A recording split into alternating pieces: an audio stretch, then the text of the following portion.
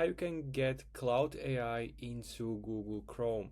So all I'm gonna have to do is to open Google Chrome, and once you are here, click on three dots in the right upper corner area, and here you want to open extensions, and you can click manage extensions, or you can just visit Chrome Web Store.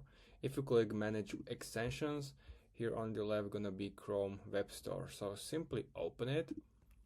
And now we want to search for the Claude, so type here the Claude, and here should be the top option, and we want to click it. It's from claude.com, Anthropic, make sure it's this one. And now you can add it to Chrome, so simply do it.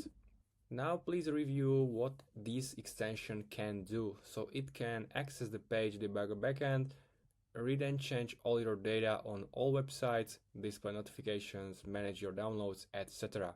So this is up to you if you want to add it. I'm gonna click add extensions in order to do that. And now it's in my Chrome. So right now I'm gonna continue with Google to log into my cloud. I'm gonna accept cookies.